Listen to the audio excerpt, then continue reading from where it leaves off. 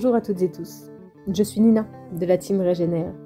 Alors je vous souhaite encore une fois la bienvenue dans ce deuxième épisode de la série Breaking Truth, où on parlera donc cette fois-ci de l'émotion refoulée, qui est la racine de toutes les dépendances. Alors cette série, c'est pas une énième discussion sur les addictions, c'est une traversée. Comme on l'a vu, c'est un voyage à la fois biologique, émotionnel et spirituel. Parce qu'une addiction, c'est pas un manque de volonté, c'est une réponse du corps à une douleur qu'il ne sait pas traverser. Alors au départ, c'est une stratégie de survie. C'est un geste pour apaiser la tension, pour retrouver un peu de contrôle, un instant de chaleur quand tout semble s'effondrer. Mais ce geste répété, il devient une habitude. Et cette habitude, elle finit par reprogrammer le cerveau. La dopamine naturelle, elle ne suffit plus. Alors le corps, il en réclame toujours plus. Non pas pour le plaisir, mais juste pour ne pas sombrer. Alors ici, nous ne parlerons pas de substance, mais de fuite de soi. De cette incapacité à rester présent avec ce qui vibre, avec ce qui fait mal et ce qui remonte du corps. On va parler du moment précis où face au vide, à la peur ou à la solitude, le système nerveux y cherche une issue. Et il la trouve dans une action. Manger, scroller, fumer, combler. Chaque dépendance, ce n'est pas une faiblesse morale, c'est une stratégie biologique d'adaptation. Un effort désespéré pour recréer un semblant d'équilibre intérieur. Breaking Truth, c'est le chemin inverse. Non pas pour contrôler ou pour se priver, mais pour se reconnecter au corps, à l'émotion, au silence et au vide. C'est un passage du cerveau reptilien à la conscience, du craving à la clarté et de la peur à la présence. Alors donc on va parler de neurobiologie, de dopamine, de système émotionnel, de FT, de Rational Recovery, de théorie polyvagale et de tout ce qui peut permettre à notre système nerveux de grandir au lieu de fuir. Parce que là, il ne s'agit pas de renoncer au plaisir, mais il s'agit de retrouver la capacité d'aimer et de ressentir sans dépendre. Alors, suite au premier épisode de cette série de podcasts, vous avez été très nombreux à répondre positivement quand on vous a demandé si vous souhaiteriez éventuellement recevoir les PDF de ces podcasts via la newsletter. Donc, vous pourrez désormais recevoir chaque semaine le PDF de chacun des podcasts afin de pouvoir justement les relire, parce qu'on sait que ça peut être quand même un peu lourd à l'écoute. Là, quand on a la structure, quand on a le texte, on peut revenir sur certains détails. Donc ça peut être beaucoup plus simple pour la compréhension. Donc n'hésitez pas, n'oubliez pas à vous abonner à la newsletter et chaque semaine, vous pourrez recevoir le lien qui vous permettra d'accéder au PDF du podcast. Alors dans l'épisode précédent, on a exploré le système de récompense. On a vu comment la dopamine, ce messager du mouvement et du désir, il peut devenir un piège quand elle n'est plus reliée à la vie réelle. On a vu comment la société de l'immédiateté, elle nous pousse à chercher des stimulations rapides, jusqu'à épuiser notre sensibilité naturelle au plaisir. On a aussi parlé du cortex préfrontal, ce fameux chef d'orchestre qui nous aide à différer, à choisir, à réfléchir, et de la manière dont le stress, le manque de sommeil ou l'inflammation ou même la fatigue émotionnelle le désarment. On a vu aussi comment notre corps, sous tension, devient dopaminergique, c'est-à-dire toujours en quête mais jamais rassasié. Et comment le seul vrai moyen d'en sortir, c'est de retrouver la lenteur, de traverser le manque et de réapprendre la satisfaction. Mais il y a une question qu'on n'a pas encore posée. C'est pourquoi ce besoin de fuir, de combler ou de se stimuler, et pourquoi tant d'entre nous ne supportent plus le silence, l'attente ou le vide. La réponse, elle ne se trouve pas seulement dans la dopamine, mais dans ce qu'on a refusé de ressentir.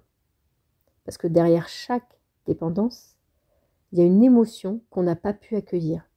Il y a une colère, une peur, une tristesse ou un manque d'amour. Et c'est ce qu'on va explorer maintenant. Comment l'émotion refoulée devient la racine de toutes les dépendances. Comment la reconnaître, comment la traverser et la libérer pour enfin sortir du cercle de la fuite. Alors déjà, premièrement, on va essayer de comprendre le système émotionnel. Parce qu'avant de parler d'émotions refoulées, il faut d'abord comprendre ce qu'est une émotion. Le mot, il vient du latin emovere, qui signifie mettre en mouvement. Une émotion, c'est donc pas un état psychologique, mais c'est une réaction biologique, un mouvement de la vie à l'intérieur du corps. Chaque émotion naît d'une perception, c'est-à-dire quelque chose qui se passe et le corps réagit. La peur, elle prépare à la fuite. La colère, elle prépare à agir. La tristesse, à relâcher. La joie, elle sert à ouvrir et l'amour à relier. C'est un mécanisme de régulation adaptative. L'émotion, elle mobilise de l'énergie, elle permet une action, puis se décharge naturellement. Une émotion gérée sainement, elle ne dure pas longtemps. Elle monte, elle s'exprime et puis elle s'apaise. Elle traverse le corps comme une vague, mais pour ça, encore faut-il lui laisser la place de passer. Alors on va voir quand le flux se bloque. Si une émotion n'est pas vécue pleinement, si elle est coupée, jugée, réprimée, le mouvement il s'arrête. Et l'énergie qu'elle porte, elle reste coincée dans le corps. Ça, c'est une émotion refoulée. Une réaction biologique inachevée. C'est un signal que le corps a commencé à envoyer, mais que la conscience a interrompu. On n'a pas pleuré, on n'a pas crié, on n'a pas dit, on n'a pas bougé, on a retenu, et cette énergie, au lieu d'être libérée, elle s'est figée dans le système nerveux. Mais le corps, lui, il n'oublie pas. Il garde la mémoire de cette émotion suspendue. Dans les muscles, dans le diaphragme, dans le ventre, dans la respiration. Et cette charge émotionnelle non digérée, le système nerveux, il doit la gérer en continu.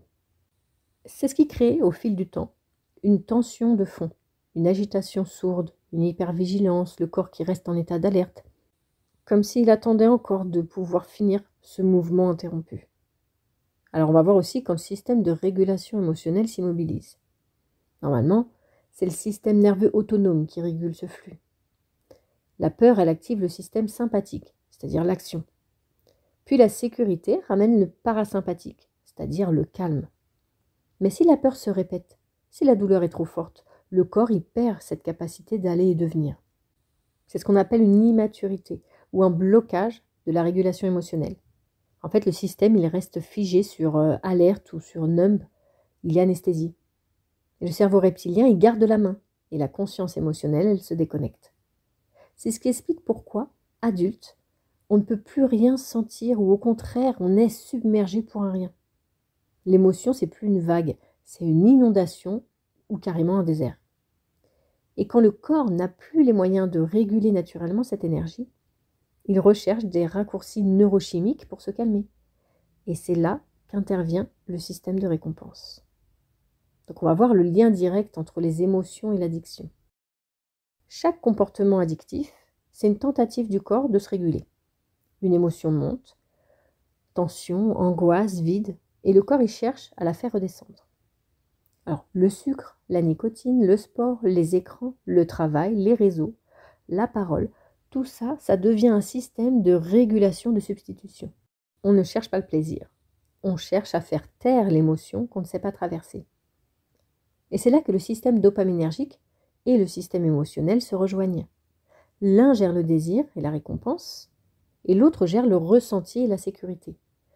Quand le second, le système émotionnel, est mature, stable, il est capable d'auto-apaisement. Le premier reste équilibré.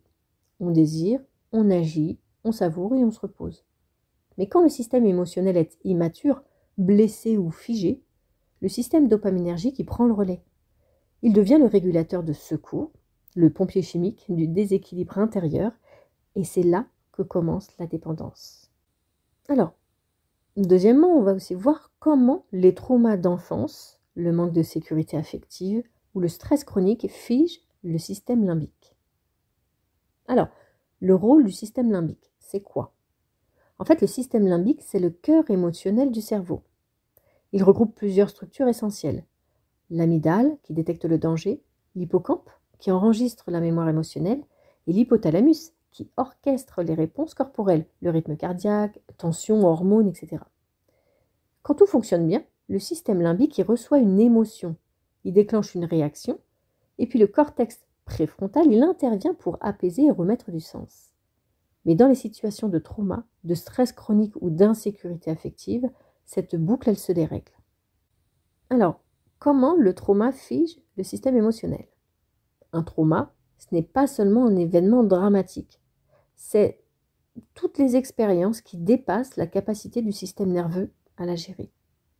Un enfant qui pleure sans être consolé, un regard froid au lieu d'un regard aimant, une peur répétée, une menace, un rejet subtil ou même un parent trop anxieux pour offrir de la sécurité. Dans ces moments-là, le cerveau de l'enfant apprend une seule chose: ce que je ressens est dangereux. Le système limbique, il se fige. L'amygdale, qui est censée être une alarme ponctuelle, reste allumée en continu. Donc en fait, le corps, il vit dans un état de vigilance permanente. Et pour ne pas exploser, le système nerveux développe des stratégies d'évitement. Dissociation, hypercontrôle, fuite de l'action ou anesthésie émotionnelle. Autrement dit, l'émotion est coupée avant d'être vécue. La boucle se ferme en amont. On ne ressent plus pour ne pas souffrir, mais cette protection a un prix. Elle empêche aussi de ressentir la joie, la sécurité et la satisfaction. Alors, qu'est-ce que la dissociation? La dissociation, c'est une des stratégies les plus subtiles et les plus trompeuses du système nerveux. Contrairement à ce qu'on croit, c'est pas un oubli ou un déni volontaire. C'est une séparation intérieure orchestrée par le cerveau pour nous protéger d'une expérience vécue comme insoutenable. Quand l'émotion devient trop forte, quand le corps perçoit qu'il n'a plus les moyens de la traverser, le système nerveux débranche partiellement la conscience. Il coupe la connexion entre la sensation et le ressenti, entre ce qui se passe et celui qu'il vit. Le regard se vide, le temps se ralentit, le corps devient lointain, comme si on assistait à sa propre vie sans y être vraiment. C'est une anesthésie émotionnelle, parfois si discrète qu'elle passe inaperçue, mais elle transforme profondément la relation au monde. La personne dissociée ne ressent plus la douleur, mais elle ne ressent plus non plus la joie. Elle fonctionne, elle s'adapte, elle réussit même parfois brillamment, mais sans couleur, sans goût et sans incarnation. Parce que c'est pas un choix en fait, c'est une adaptation. Le seul moyen que le corps a trouvé pour ne pas se briser. Et tant que cette dissociation, elle n'est pas reconnue, la vie, elle reste comme en suspens. On avance, mais en fait, on ne se sent pas vraiment vivant. Le travail de régénération émotionnelle, il consiste justement à réintégrer ces parts de soi qui se sont égarées, à ramener de la présence là où il n'y avait plus que de la survie, à redonner au corps la permission de sentir, de ressentir, même un peu, même doucement, pour que la vie, enfin, puisse recommencer à circuler. Et dans tout ça, c'est quoi le rôle du stress chronique? Le stress chronique, lui, il agit comme un trauma étalé dans le temps. Chaque fois que le cortisol y monte, il active l'amygdale et il inhibe le cortex préfrontal. Résultat, le discernement il baisse, la peur augmente et le cerveau reste dans un mode de survie. Petit à petit, le système limbique y perd la souplesse nécessaire pour passer de l'alerte au calme. En fait, il se bloque sur on, hyperactivité, anxiété, agitation, ou alors sur off, épuisement, apathie et dépression. Et dans les deux cas, la dopamine, elle entre en scène pour compenser. Elle offre un soulagement momentané, un shoot de vitalité artificielle. Mais ce soulagement n'a pas de racine, et il faut le répéter sans cesse pour se sentir vivant. Et c'est comme ça qu'on passe de la régulation émotionnelle naturelle à la régulation dopaminergique. Alors on va voir aussi ce que provoque le manque de sécurité affective, toutes ces blessures invisibles. Alors ce dérèglement, il s'enracine généralement très tôt. Dans les premières années de vie, le système nerveux de l'enfant se développe en résonance avec celui de ses figures d'attachement. Quand le parent est présent, stable, capable de contenir les émotions de l'enfant, celui-ci apprend que la peur, la colère, la tristesse peuvent être vécues sans danger. Son système limbique s'équilibre. Il devient capable de sentir, d'exprimer et de se calmer. Mais si le parent est absent, instable, critique ou lui-même débordé, l'enfant n'a pas ce miroir régulateur. Son corps apprend alors à se couper de l'émotion pour ne pas être submergé. Ce n'est pas une faiblesse, mais c'est un mécanisme de survie. Le problème, c'est que ce mécanisme, il devient un programme. Adulte, dès qu'une émotion forte monte, le système nerveux active la même stratégie: fuite, distraction, dissociation ou compensation. Et là encore, la dopamine prend le relais. Elle vient masquer la faille affective par une stimulation chimique. Alors, il y a aussi la réactivation traumatique. Vous savez, quand on vit dans le présent au travers du prisme du passé. Alors parfois, ces blessures d'enfance, elles ne restent pas silencieuses. Elles se réactivent souvent dans des situations anodines, ou en tout cas moins graves en apparence. Un ton sec, une absence, un silence, une remarque ou un rejet, le corps reconnaît quelque chose. Pas la situation actuelle, mais la charge émotionnelle du passé. Et il relance instantanément tout le programme de survie qu'il avait mis en place jadis. C'est ce qu'on appelle la réactivation traumatique. Un véritable court-circuit du temps dans lequel le système nerveux ne fait pas la différence entre le danger d'autrefois et celui d'aujourd'hui. Il agit comme si le passé était en train de se reproduire. L'amygdale déclenche l'alarme, le cortisol monte, le rythme cardiaque s'accélère, la respiration se bloque et le cortex préfrontal, le centre rationnel et conscient, il se déconnecte. Et en quelques secondes, le corps bascule dans l'état de l'enfant qu'il a été. Celui qui ne pouvait pas fuir, qui ne pouvait pas parler et pas se défendre. Et c'est là toute la tragédie de la réactivation. La situation présente n'a plus rien à voir, ou très peu, avec le danger d'origine. Elle ne représente plus cette menace aussi directe et réelle. Mais le corps, lui, ne voit pas la réalité actuelle. Il voit au travers du prisme déformé de l'enfance. Il revit la scène avec les ressources d'alors, celle de l'impuissance, de la peur, de la honte, de la sidération. L'adulte, pourtant capable aujourd'hui de dire non, d'agir, de se protéger, il est momentanément dépossédé de ses capacités rationnelles et émotionnelles. Il réagit à un souvenir, pas à la situation. Il ne ressent pas le présent, il ressent le passé à travers le présent. Et tant que ce mécanisme reste inconscient, chaque situation résonante, une dispute, une critique, une absence, une attente, ça réactive la même sidération intérieure, la même fuite, la même compulsion. C'est ce qui explique pourquoi certaines réactions semblent disproportionnées. Elles ne le sont pas pour le corps, qui croit revivre une menace vitale. Mais la bonne nouvelle, c'est que cette confusion, elle n'est pas irréversible.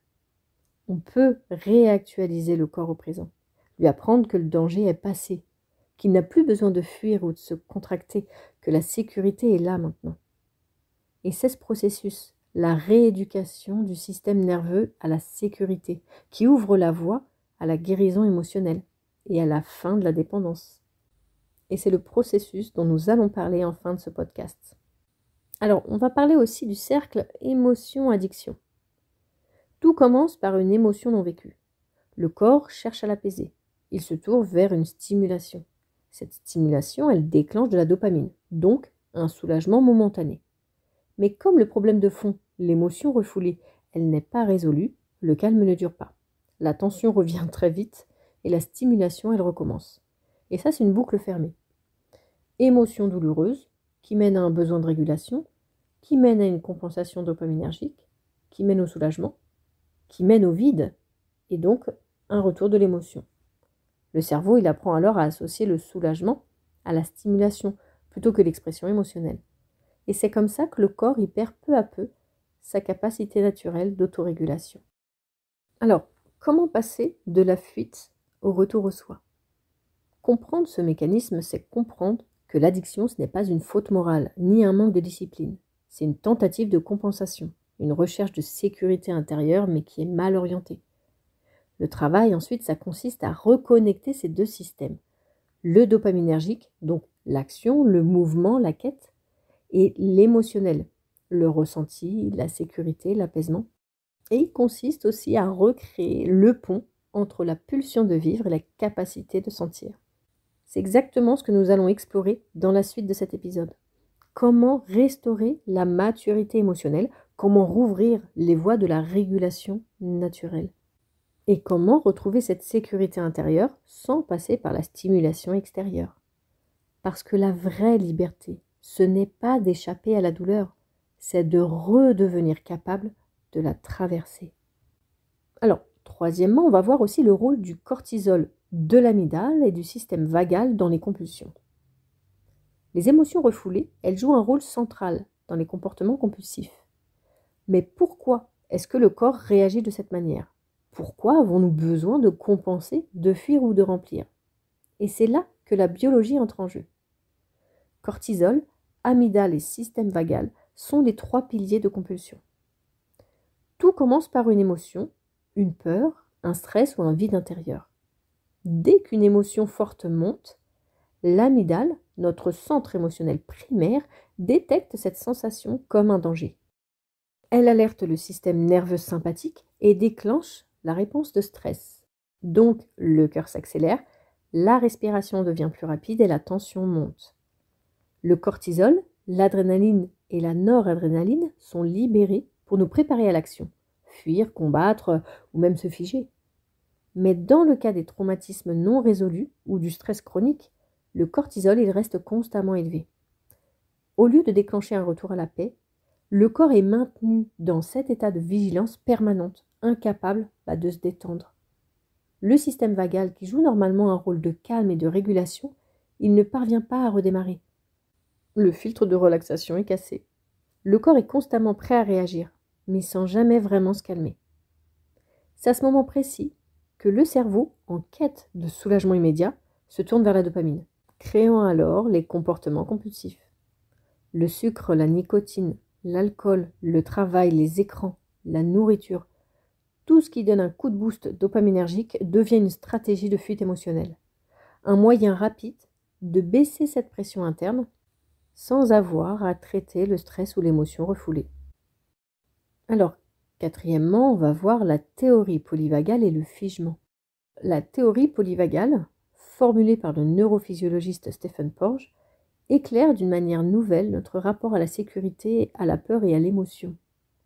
Elle montre que notre système nerveux n'est pas simplement binaire, il n'est pas juste stressé ou détendu, mais qu'il dispose de plusieurs niveaux de réponse organisés autour du nerf vague, la grande voie de communication entre le cerveau et le corps.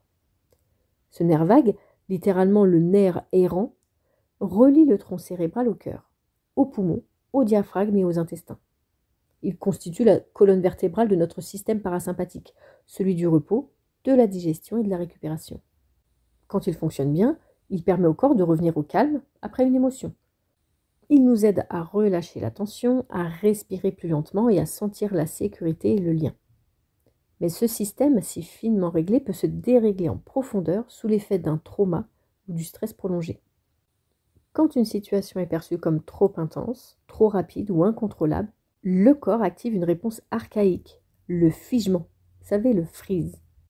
Alors, on va voir les 3 états du système nerveux selon la théorie polyvagale. Pour bien comprendre, imaginons 3 grands états de fonctionnement du système nerveux autonome. Alors, en premier, on a l'état de sécurité, vagal ventral. C'est l'état de repos et de connexion. Le rythme cardiaque, il est stable, la respiration, elle est fluide et le visage, il est détendu.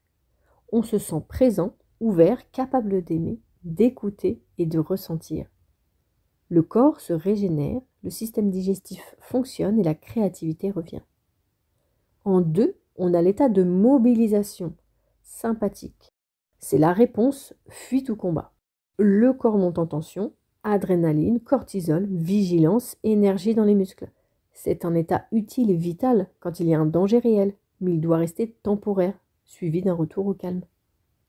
Et en 3, on a l'état de figement, vagal dorsal. Quand le danger semble trop fort ou impossible à fuir, le corps y bascule dans un état de sidération protectrice. Tout ralentit, respiration, rythme cardiaque, digestion, motricité, le corps il se fige pour ne plus souffrir, pour jouer le mort en fait face à la menace. Et c'est une mise en veille biologique. Cet état de figement, c'est une forme de déconnexion protectrice. Le système nerveux anesthésie les sensations, il coupe le ressenti et il met le corps en pause. Sur le moment, ça sauve la vie. Mais à long terme, cette coupure, elle devient un piège physiologique. Le corps y reste partiellement bloqué dans cet état, même quand le danger est terminé. Alors maintenant, on va voir le figement, quand la vie se suspend. Parce que quand un enfant vit un choc, une peur ou une humiliation qu'il ne peut ni fuir ni comprendre, le système nerveux choisit la seule issue possible, se couper. Il débranche la perception pour ne pas sentir la douleur. Le corps se met en apnée, les muscles se contractent, les émotions se figent et ce gel physiologique devient peu à peu un état de base du système nerveux.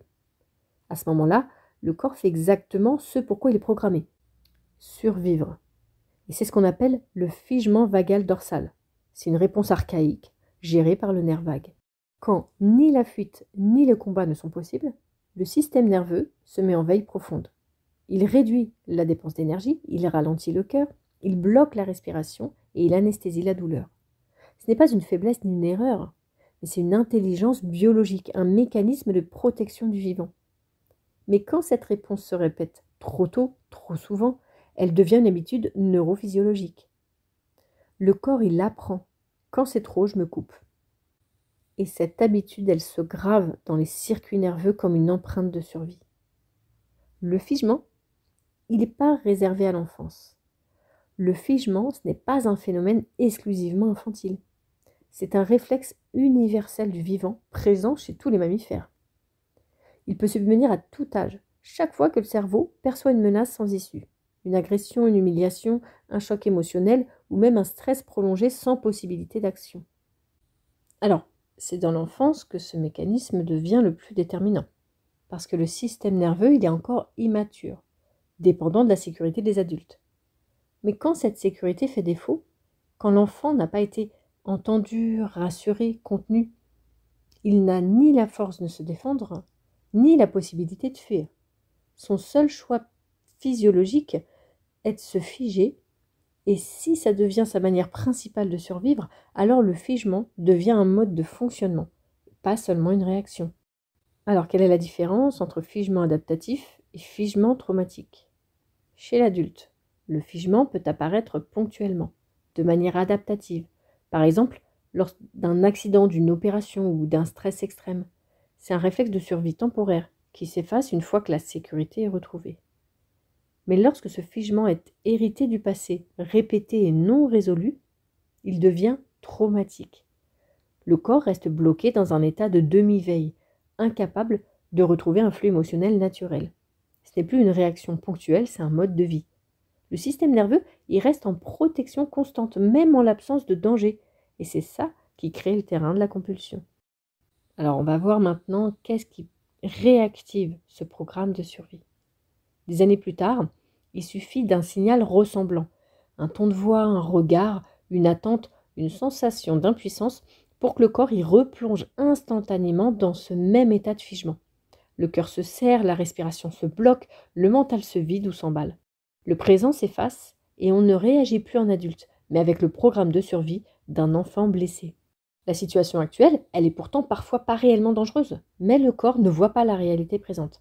Il la regarde à travers le prisme déformé du passé. Il revit la scène d'alors avec les ressources d'alors, la peur, l'impuissance et la sidération. Dans cet état, la personne, elle ne sent plus clairement ses émotions, ni la peur, ni la colère, ni la joie, elle est déconnectée d'elle-même, comme anesthésiée, et cette coupure crée un vide intérieur insupportable. Le corps, cherchant instinctivement à sortir de ce gel, il tente de réactiver le flux de sensations pour se sentir vivant. Et du coup, comment on passe de l'immobilité à la compulsion? C'est là que naît la compulsion. Un besoin impérieux de bouger, de remplir, de se stimuler pour échapper à la torpeur du figement. Le sucre, l'écran, la parole, le sport, le travail, la sexualité deviennent autant de moyens de se réveiller, non pas pour le plaisir, mais pour fuir le vide. Le paradoxe, c'est que ces stimulations redonnent momentanément l'illusion de la vie, de la chaleur, du mouvement. Mais elles entraînent le cercle vicieux. Le système nerveux reste prisonnier d'une oscillation entre anesthésie et surstimulation, incapable de revenir dans le flux naturel du ressenti. En somme, le figement, c'est pas un simple symptôme du passé. C'est une stratégie de survie devenue automatique. Un réflexe que le corps répète sans savoir qu'il est libre maintenant. Et toute démarche de guérison, qu'elle passe par l'EFT, la respiration ou la corégulation, vise justement à réapprendre au corps qu'il peut ressentir sans danger, que le temps du gel est terminé et que la vie peut recommencer à circuler. Alors, comment on passe de la survie à la compulsion? Le sucre, l'alcool, le sexe, le sport excessif, les écrans ou la parole compulsive ne sont pas des plaisirs en soi mais des tentatives de régulation. Ils stimulent temporairement le système dopaminergique, relançant un semblant de mouvement, une fausse chaleur, un soulagement passager. Mais derrière cette excitation, le corps reste figé. C'est une activité sans libération. Le système nerveux s'agite sans jamais retrouver la sécurité.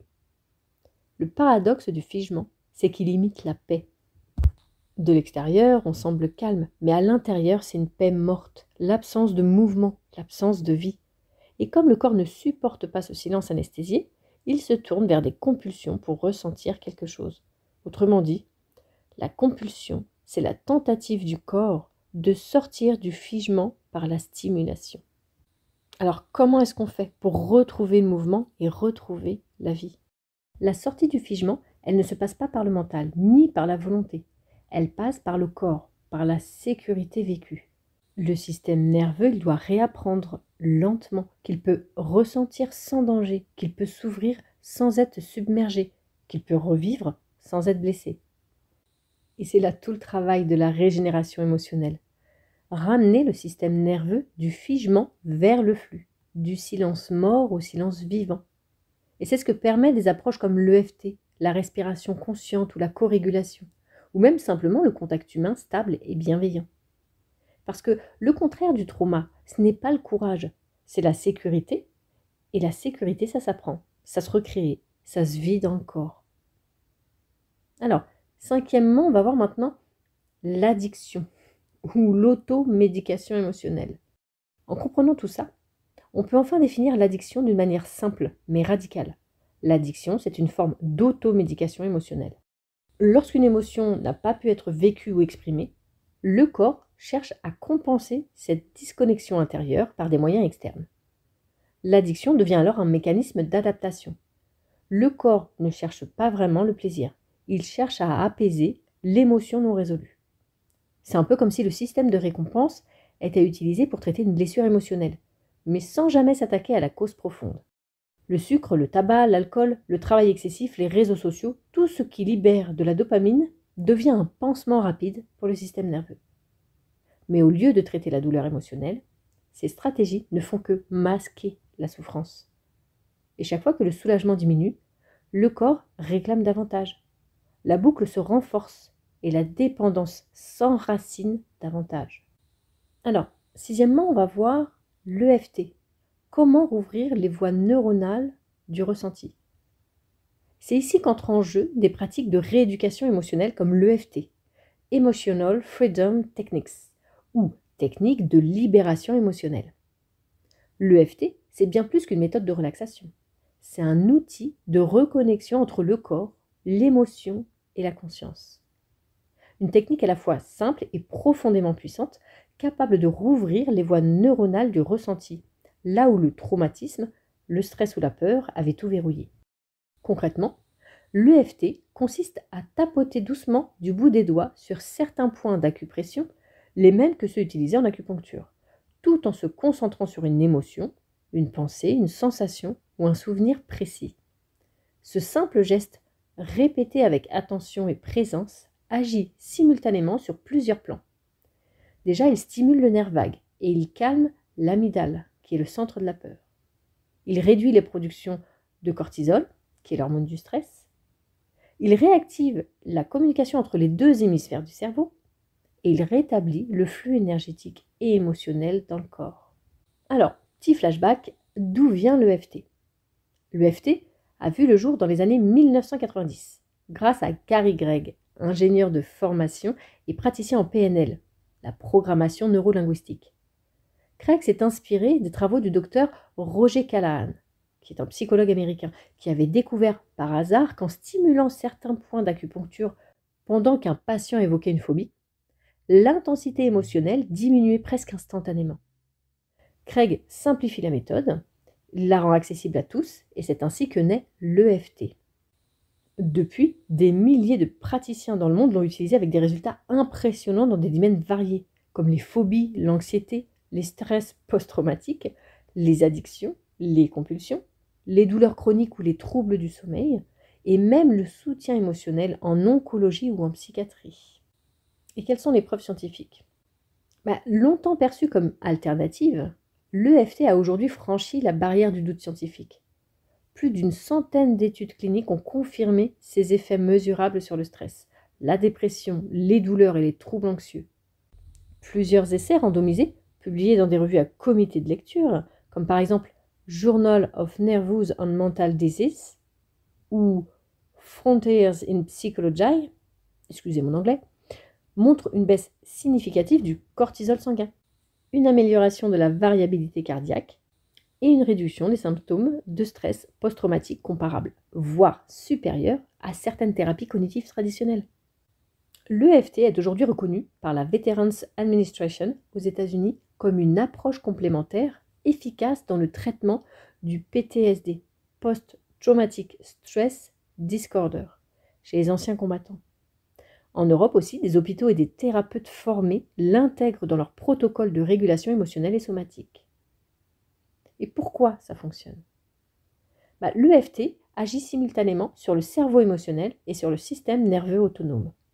En tapotant sur ces points précis, on envoie un signal de sécurité au corps pendant qu'on évoque une émotion désagréable. C'est comme si on disait au système limbique « Oui, ce souvenir, il est douloureux, mais je suis en sécurité maintenant. » Et ce double message, exposition douce plus sécurité physique, il court-circuite le conditionnement traumatique et il permet au cerveau de retraiter l'information émotionnelle sans danger. Peu à peu, l'intensité du stress domine, la perception change et le corps retrouve sa capacité naturelle à ressentir sans se dissocier.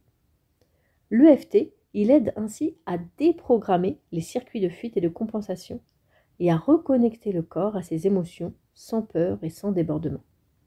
Et qu'est-ce que l'EFT chez Régénère ? Alors évidemment, cette approche, elle fait partie intégrante des séjours Régénère, où on vous propose 4 séances de 2 heures d'EFT en groupe, pas moins. On a la chance d'être accompagné par Patricia Rousseau, formatrice EFT, et qui a participé aussi à de nombreux parcours et formations sur Régénère.tv. Vous pouvez retrouver ainsi de nombreuses vidéos pratiques sur la plateforme Régénère.tv pour vous initier à l'EFT en toute autonomie. Et dans quelques instants, elle va nous faire le plaisir de nous guider par la voix dans une petite pratique de découverte simple et accessible pour que vous puissiez vous aussi faire l'expérience directe de cette libération, celle du corps qui recommence à sentir, à respirer et à se détendre. Parce qu'au fond, c'est exactement ça la régénération. Réapprendre à ressentir sans peur et laisser le corps retrouver par lui-même le chemin naturel de la liberté émotionnelle. Pourquoi l'EFT peut-elle aider en cas d'addiction ? Nous avons eu déjà beaucoup de preuves grâce aux expériences menées avec l'aide des IRMF, imagerie par résonance magnétique, et toutes ces recherches ont montré, mais vraiment nettement, que l'activité cérébrale est modifiée. C'est incroyable, mais oui, les tapotements sur les méridiens modifient le cerveau.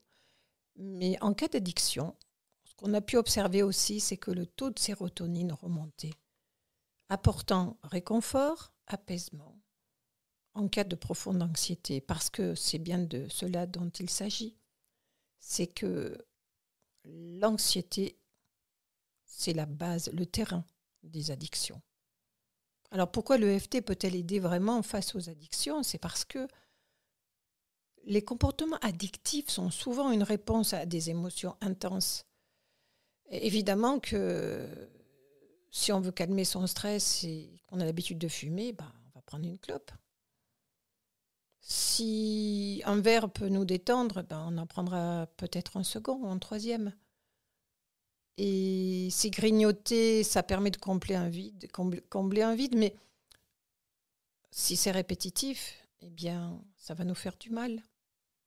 Peut-être que jouer, passer un peu de temps sur les écrans, c'est chouette, mais si c'est la seule solution pour fuir une réalité difficile, ça ne va pas.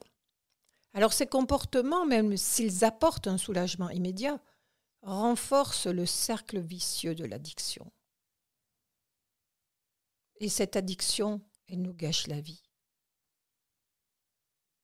L'EFT vraiment peut réduire la charge émotionnelle, les déclencheurs de toutes ces addictions. Et elle permet de rendre beaucoup plus facile des choix alternatifs, satisfaire un besoin, mais autrement que par une addiction, à une substance, un comportement. Et en réduisant la charge émotionnelle des déclencheurs, le l'EFT rend plus facile, allège notre vie. C'est dur d'être addict. Alors, en effet, l'EFT nous apporte de nombreux bénéfices dans ce cadre des dépendances. Elle peut nous aider à apaiser des émotions difficiles comme la colère, la peur, la culpabilité, la frustration, la honte. Réduire l'intensité des envies compulsives. Et les déclencheurs perdent de leur pouvoir et sont beaucoup plus faciles à gérer par le tapping. Cette pratique peut nous aider à rompre l'association justement entre ces émotions et le comportement addictif. Par exemple, ne plus ressentir automatiquement le besoin de fumer en cas de stress. Indirectement, cela favorise la détente parce que le tapping sur les poings relâche le système énergétique. Et ça apporte la clarté mentale. Cela permet de retrouver une sensation de calme, de contrôle. J'ai vu des personnes éviter les rechutes par un tapping permanent, parfois jusqu'à 25 fois par jour. À chaque fois qu'il y a cette envie, vous savez, cette envie-là qui est là, mais qu'on voudrait chasser, cependant, elle va être plus forte que notre volonté. Le tapping renforce la capacité à gérer les situations à risque. Et à la fin, ça permet de développer une bien plus grande autonomie émotionnelle. Voici un outil simple à utiliser au quotidien, mais redoutablement efficace. J'ai été fumeuse et je n'avais pas l'EFT. Et ça a été terrible. Maintenant, cela reconstruit la confiance en soi. Oui. Ça permet de reprendre son pouvoir, son pouvoir sur n'importe quoi, sur le chocolat, le sucre, la cigarette, l'alcool. Cela permet de comprendre à quel point on peut rompre ce cycle de dépendance et évidemment de retrouver sa liberté. Alors, pour être bien plus concrète, je vous propose de faire une petite ronde, plusieurs petites rondes. Comment on construit une ronde EFT en cas d'addiction ? Eh bien, on reprend la bonne vieille recette, on identifie le problème, on se concentre sur ce qui nous perturbe, là, maintenant, qui perturbe notre système énergétique, évidemment.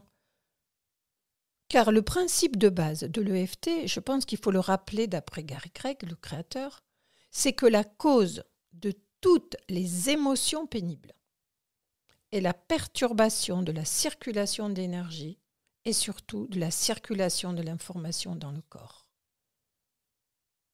Et comme la circulation dans le corps, elle est basée sur l'hydratation aussi, préparez un verre d'eau. Car à chaque ronde EFT, on boit un peu d'eau. Qu'est-ce que la phrase de préparation ? Eh bien, la phrase de préparation, c'est de construire avec nos ressentis l'émotion associée à ce que nous vivons difficilement. Eh bien, on va y rajouter une expression qui est « même si je m'accepte ». Donc, imaginez, vous êtes en manque, ressenti pénible. J'ai envie, mais je sais que c'est mal, mais j'ai mal au ventre, tellement j'ai envie, mais je sais que c'est mal. Et l'émotion associée, c'est la colère contre moi et la honte. Alors maintenant, la pratique. C'est tapoter, par exemple avec les doigts de la main droite, sur le tranchant de la main gauche, juste à la base du petit doigt. Et là, tapoter sur chaque point, celui-ci et les autres, une dizaine de fois. Et par exemple, dire, même si je ressens de la colère et de la honte parce que je suis en manque de cigarettes, et même si j'en ai mal au ventre, je m'accepte comme je suis. Ou bien, même si je sais que la nicotine, c'est un poison pour moi et que je n'arrive pas à m'en libérer, je m'accepte tel que je suis et je fais de mon mieux. Ensuite, tapoter sur tous les autres points de la tête, du buste et des doigts. Par exemple, on démarre sur la tête et on dit tout ce qui a été mis entre le même si, je m'accepte. Par exemple, je suis en colère. Je suis en colère contre moi. Ensuite, début du sourcil. J'ai honte. J'ai vraiment honte. Et puis après, au coin de l'œil. Je sais que c'est un poison pour moi. Ensuite, sous l'œil. Je suis en manque. Sous le nez. C'est trop dur. Sous la lèvre. J'ai honte. Sous les points des clavicules. Je voudrais vraiment lâcher cette cochonnerie. Sous le bras. J'en ai mal au ventre. Sous le sein. Je manque de courage et j'ai honte. Ensuite, tapoter tous les doigts au niveau du coin de l'ongle, coin extérieur. J'en ai assez. Je veux me libérer. Je suis addict. J'ai honte. C'est trop dur. Voilà, vous allez exprimer tout ce que vous ressentez dans l'instant. Et quand vous avez terminé tous les points, vous respirez profondément. Vous expirez. Vous buvez un peu d'eau et vous réévaluez. Vous réévaluez au niveau du ressenti dans le corps. Est-ce qu'il y a toujours ce mal au ventre? Est-ce que ça a changé? Vous réévaluez l'émotion. S'il y a peut-être autre chose que de la colère ou de la honte, il y a peut-être une profonde tristesse parce que vous savez que vos amis, il y en a qui sont morts à cause de ça. Et ça vous réactive ces souvenirs. Vous réévaluez, vous reformulez. Vous reformulez une phrase de préparation pour la ronde supplémentaire. Vous pouvez dire par exemple que vous en avez assez de trembler quand vous n'avez pas votre dose. Évidemment, c'est pénible. Vous pouvez aussi construire une phrase sur le fait de ne plus pouvoir faire de sport parce que vous êtes quand même essoufflé. Par exemple, en phrase de préparation, vous pouvez exprimer « même si je tremble quand je n'ai pas ma dose de nicotine, je m'aime et je m'accepte, comme je suis. » Ou bien « même si je sais que je fume pour ne pas me sentir seule et que c'est vraiment stupide, je fais de mon mieux. » Et même si j'ai un caractère difficile et que je peux vraiment être odieux avec ma famille, quand je suis en manque, je m'accepte complètement et profondément comme je suis. Voilà, vous allez continuer et faire tous les points, comme tout à l'heure, dessus de la tête, début du sourcil, coin de l'œil, sous le nez, sous la lèvre, point des clavicules, sous le bras, sous le sein, en gardant l'essentiel de votre phrase préparation, en ayant enlevé le même si, je m'accepte. Vous rebuvez un petit peu d'eau, vous respirez et vous observez. Et ainsi de suite, jusqu'à ce que vous soyez à 0. À 0 sur 10 sur l'émotion et le ressenti, parce que si vous laissez le moindre bout de racine de tentation, vous allez ressentir à nouveau les mêmes symptômes. Donc, une séquence EFT se termine quand on arrive à 0. C'est très important, surtout dans le cas des addictions, parce que justement, il faut être très très attentif. Ce qui est important de savoir aussi, c'est que globalement, l'EFT fonctionne sur tout. Cependant, on ne peut pas faire l'économie d'aller travailler sur les causes des causes. En premier, l'idéal, c'est de s'occuper des symptômes. Parce que les symptômes, c'est vraiment pénible. C'est déclencheur d'émotions difficiles et c'est la priorité. Ensuite, ce qui est important après, c'est de comprendre que vous n'êtes pas addict comme ça par hasard. C'est qu'il y a quelque chose qui s'est installé depuis sûrement très longtemps. Peut-être qu'on a pris l'habitude de vous réconforter en vous donnant un bonbon, en vous donnant quelque chose à manger, à boire, à sucer, si bien que, évidemment, la bouche, elle a des souvenirs. C'est pour cela que, bien sûr, il faut arrêter ce cercle vicieux. Action-réaction, je suis stressée, je bois, je fume, etc. Mais surtout, il va falloir aller regarder de près. Et là, l'EFT peut être vraiment aussi un grand soutien. Si vous ne pouvez pas le faire seul, vous avez d'excellents praticiens qui connaissent bien la problématique de l'addiction et qui sauront vous guider, vous accompagner sur ce chemin de la liberté. Et là, vraiment, pour moi, c'est un outil absolument admirable parce que sur les 20 dernières années, depuis que je connais cette pratique, j'ai vu des résultats juste époustouflants. Bien sûr, je ne veux pas dire que c'est miraculeux. En cas d'addiction à l'alcool, par exemple, l'idéal, c'est aussi de se faire accompagner parce que quelqu'un qui boit beaucoup peut avoir de grosses carences et le manque peut déclencher des choses très désagréables. Un accompagnement médical, c'est bien. Et l'EFT ne peut pas se substituer à un accompagnement médical, mais peut donner vraiment beaucoup de liberté et de souplesse parce que, en général, on a ses mains avec soi. Et quand on sent que la pulsion arrive, tapoter. Tapoter. Au mieux, ça va vous aider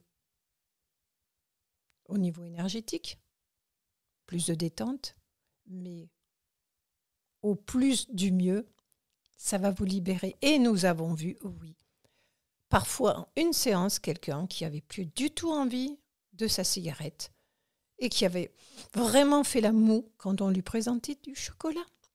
Alors ne me croyez pas, testez-le et je vous souhaite une merveilleuse pratique.